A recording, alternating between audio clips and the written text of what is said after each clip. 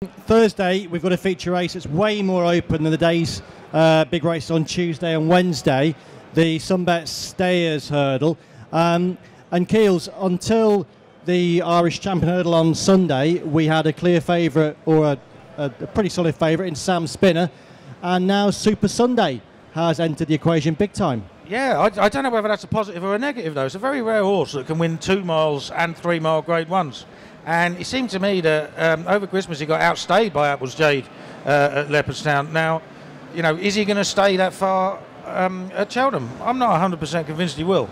Like, it'll be a strong run race. It'll be a right stamina test. And he's a good horse, Super Sunday. But, you know, if he's good enough to win, you know, even a substandard Irish Champion, which is what that was, then, you know, I question whether he'll quite have the stamina against horses that will properly stay. DJ, guaranteed to say? Yeah, I think we're lulled into a false sense of security with Super Sunday stamina, because it's his running style. He's not a bridle horse, you know. He finds plenty for pressure, but that doesn't necessarily mean that he needs a trip. It's just his running style. He's a bit lazy. We saw at Cheltenham last year against Janmort, like he was the first horse off the bridle, and I'm not quite sure from the last to the line he proved that he stayed that day. Like, Janmort is not a certain stayer, and he outstayed him. So I think stamina is the one big question with Super Sunday.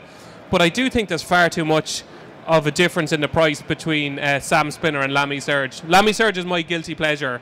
He's just, I know everybody will probably say, oh God, Lamy Surge. How do you get pleasure out of backing a loser all the time? Well, he was, like, coming to the last, you thought he might take Sam Spinner at Ascot. He's far better going left-handed on better ground. So you're basically getting those two positives in your favour at Cheltenham. Like, he ran quite well in the Supreme. He was third in a JLT, and he was just beaten in a county hurdle. He's proven he likes Cheltenham. He comes alive in the spring on better ground. Like, he's a quirky horse. He doesn't always do what the jockey wants him to do. But Daryl Jacob knows him better than anybody.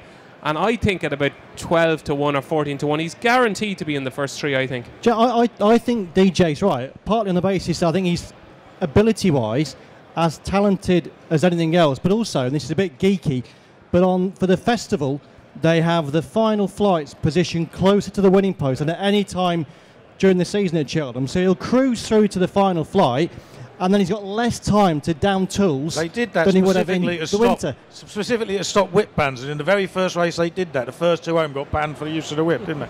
But they'd have had bigger bans in the old days. Well, they would have done, yeah. Yeah, I can see where you're coming from then. The one I think that's interesting, if she goes, is the one Great Tricks mare, La Bagarra.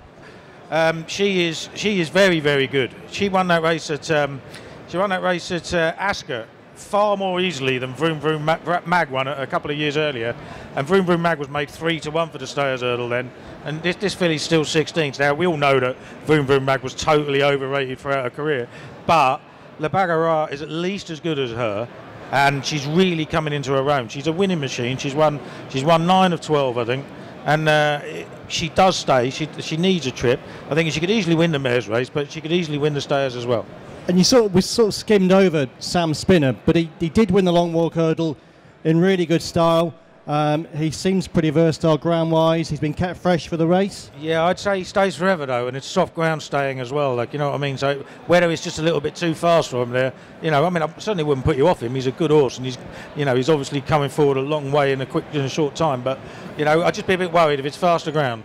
A funny story about Sam Spinner, our colleague, and I suppose everybody here will know him, Alistair Down, rang me in about October, and he said, I've 2 horses for you to follow for the season. Make sure you back them every time they run. One was Sam Spinner, who was a handicapper at the time, and the other was Kalashnikov of Amy Murphy's, and the 2 of them have taken all before them. I haven't backed either of them. Desperate stuff. And just one last question. Is there any chance you think the O'Learys might swerve, or not swerve, but might skip the mares hurdle with Apples Jade and go for a bigger price? No, it's one of the things I love about Gordon Elliott is he very rarely changes his mind, and for a journalist he's fantastic, because he will say that a certain horse is going for a certain race, and unless there's exceptional circumstances, that horse will go for that race, and it's been brilliant over the last couple of years, and I think that's the story with Sam Crow as well. He said all along that he's going for the Ballymore, and even at the weekend he won over 2 miles. He did say it opens a few more doors, but I don't think he's going to run against Get a Bird, and it's the same with Apples Jade. You have a 4 to 6 favourite in a race at Cheltenham. You don't give up that.